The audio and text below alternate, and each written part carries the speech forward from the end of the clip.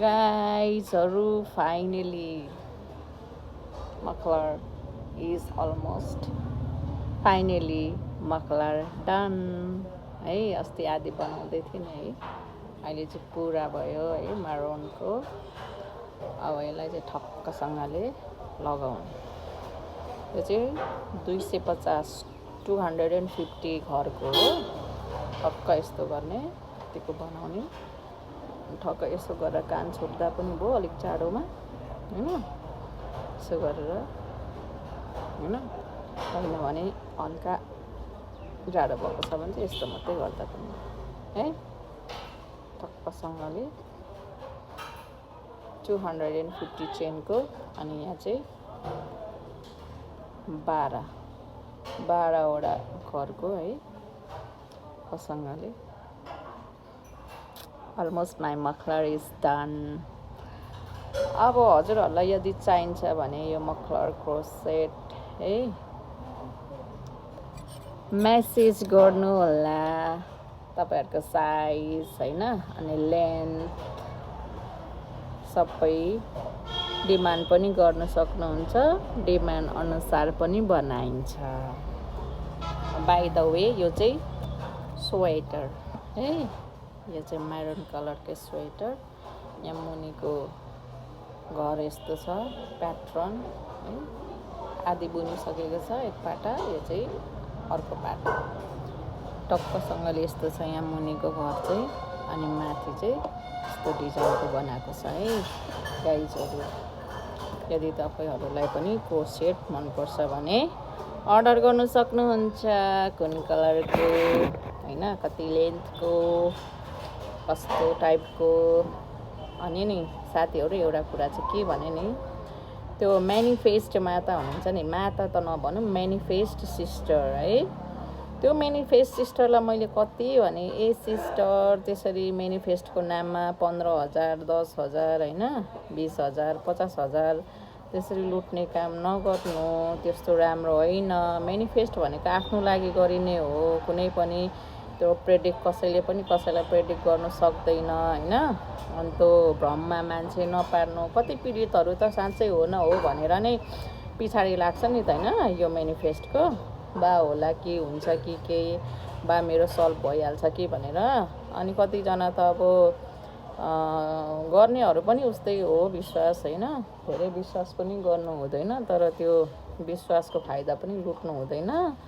तर त्यो म्यानिफेस्ट माताले चाहिँ जानी क्या देखाउँदै, अझ स्क्रिनमा राख्दै, भिडियो बनाउँदै स्क्रिनमा राख्दै, फल्नाले मलाई यति दियो, मैले यति असुले भन्दै पैसाको बुम गट्टी देखाउँदै, गट्टी हो कि गड्डी देखाउँदै मान्छेहरूलाई त्यो के गरेको एटिट्युड पनि भगवान अति नै थियो नि त हो। अनि अति नै थियो है। अनि मैले भिडियो बनाएर सम्झाएँ पनि, यस्तो नगर्नु दिदी, कसैलाई यत्तिकै ठग्नु हैन, कसैलाई यत्तिकै लुट्नु हुँदैन, आफ्नो गरी खानु, सोसल मिडियामा यसरी नदेखाउनु, रोइला भनेर सम्झाएर एउटा भिडियो पनि बनाएको थिएँ। त्यो भिडियो भाइरल पनि भएको थियो है। अनि उनीलाई चाहिँ लाग्छ होला ए मेरो नाम बेचेर यिनीहरू भाइरल हुनुको लागि के अरे। त्यो भाइरल भनेको त नि 1 दिन 2 दिन भाइरल हुन्जेल मात्रै हो क्या। त्यसपछि भनेको फेरि त्यही स्टेजमा गइने हो। त्यही भएर 1 दिन 2 दिन उसको नाम बेचेर मलाई चाहिँ भाइरल हुनु पनि छैन। मैले जस्ट एउटा मानवताको नाताले सम्झाएको मात्रै हो। पहिले त्यो दिदी ठिकै लाग्थ्यो हैन, पछि 2-3 महिना पछि त अरे पुरा प्रेडिक्सन गर्ने, आमामा मेनिफेस्ट गर्ने, अनि कति पैसा लिने पो भइछिन् अकस्मात। म त छक्कै परेँ। ए बाबा हैन, हामी मान्छे भात खाइराख्ने मान्छे अकस्मात त्यस्तो प्रेडिक्सन गर्न सकिन्छ र भनेको होइन। त्यसो हो भने चाहिँ एभ्री इच एन्ड पर्सनले सबैलाई प्रेडिक्ट गर्दा भइहाल्यो नि। अनि त्यहाँबाट कति सम्झाएँ मैले त्यस्तो नगर्नु, हेर्नु कतिजनाको पैसा त्यसै आएको हुँदैन। कतिजनालाई हैन, आफूलाई खाँचो भइ पनि नेसेसरीमा पनि तपाईलाई हुन्छ कि भनेर वेस्ट गरिरहेको हुन्छ, इन्भेस्ट गरिरहेको हुन्छ। त्यस्तो नगर्नु हैन। लिए पनि यसो 100,000 भनेको अलग कुरा हो। त्यसरी 15,000 10,000 पर पर्सन लिने क्या, अझ 50,000 अरे, अझ कति अरे भन्दै स्क्रिनमा देखाउँदै मलाई त लिने मन मलाई त लिनै भन्नुभएको छ सपनामा भगवान्ले, म त लिन्छु भन्दै अझखेरि अति क्या। अनि त्यसो गरेर गर्ने। अनि म चाहिँ त्यो दिदीदेखि अति लागेको थिएँ क्या, यो दिदी के साह्रै नि कुन दिन चाहिँ कहाँ बजारिन्छ कि कहाँ पछारिन्छ, पर्नु चाहिँ कुन दिन पर्छ भन्दै चाहिँ ठिक्क नभन्दै उसको घरमा त हिजो अस्ति पुरा एउटा दिदी एउटा दिदी भनौँ न, त्यही दिदीले चाहिँ स्कुटीमा बुवाङ होइन हानिरहेको रहेछ होइन। अर्को सिस्टर पनि रहेछ, त्यो सिस्टरको भिडियो पनि देख्थेँ म। अनि त्यहाँबाट बुवाङ हानिरहेको रहेछ हो। त्यस्तो हुन्छ हुन त, त्यो उसकै घरमा गएर त्यसरी गर्नु त गलत हो होइन। र पनि त्यो दिदीले चाहिँ अति नै गरेको थियो नि त, अति नै। समोसा खाएको पनि देखाएकै छ, मोमो खाएको पनि देखाएकै छ, भात खाएको पनि देखाएकै छ, फल्नाले यति दियो, ढिस्काले यति दियो, मैले यति कमाएँ, के गर्छु भन्दै देखाएको छ, रोइला गरेको छ। अनि रोइला गरेपछि त्यसो गर्छ नि त अनिखेर होइन, किन रोइला गर्नु। अनि मान्छेले अत्याचार नगर्नु क्या, त्यसरी मान्छेले मेनिफेस्ट गर्छ भन्दैमा पैसा गम लुट्ने हुन्छ त। हामी 12 थाल भात खाने मान्छेले पहिलो कुरो भनेको सोचेको पुग्दैन, पुर्याउनु सकिँदैन होइन।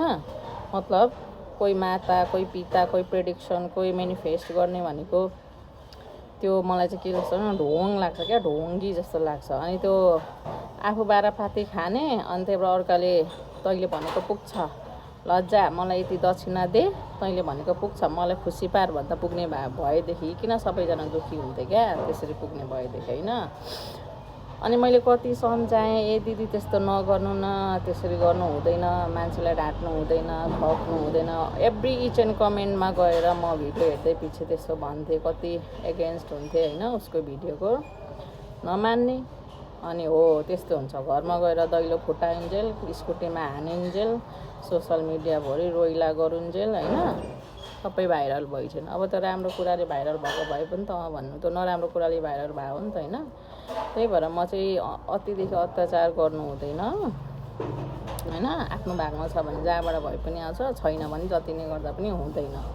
त्यही भएर मान्छेलाई भ्रम छरेर होइन, अनि फेक सिम्पेथी गेन गरेर कसैको पनि पोल्टोबाट पैसा निकाल्ने बनाउने काम चाहिँ नगरौँ है।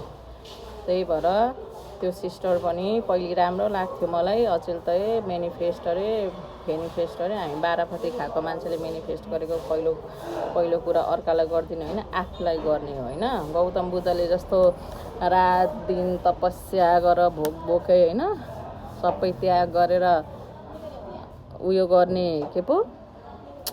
के भन्छ त्यो ब्रह्मचारी लिएर बसेर चाहिँ एकदम के भन्छ त्यो घर सबै त्यागेर ब्रह्मचारी बसेर तपस्या गरेर जङ्गलमा गएर गरेको भए कति वर्ष होइन पत्याउँदा पनि हुन्थ्यो त्यसो गरेको भए। 12 पाती खाएको छ, सिङ्गडा मोमो हँसुरिएको छ 24 घन्टा। अनि म चाहिँ यो पुऱ्याइदिन्छु अरे, ब्रह्मा मुहुर्तमा यस्तो गर्नु अरे, मैले भनेको सबै पुग्छ अरे, म प्रेडिक्सन गर्नु सक्छु अरे, म प्रेडिक्ट गर्छु अरे। न बेकुफ बनाउने पनि त्यस्तै छन् यो संसारमा, बेकुफ हुने पनि त्यस्तै छन्। त्यही भएर गाइज यस्तो नगरौँ होइन। त्यस्तो गर्नाले नै त्यो उसको त्यो घरमा गएर मान्छेले हेपेर होइन, हेपेकै भनौँ न, त हावादारी धेर भयो भने मान्छेले हेप्छ नि त, हेपेर अनि त्यहाँबाट घरमै गएर, हुन त ऊ पनि उस्तै नै हो, घरमै गएर स्कुटी फुटाइन्जेल, दैलो फुटाइन्जेल भएको देखेँ मैले भिडियोमा हो। त्यही भएर मान्छेले अतिदेखि अत्याचार नगर्नु भन्छु म होइन। राम्रो कर्म गर्नु, राम्रो कर्म गऱ्यो भने फल पनि राम्रै आउँछ। त्यही भएर अरूलाई ठग्नु छल्नु हुँदैन, यति भन्न आएको। स्वेटर मन पर्यो भने प्लिज मलाई अर्डर गर्न सक्नुहुन्छ है। यो चाहिँ स्कार्फ है, अनि मफलर है त गाइज।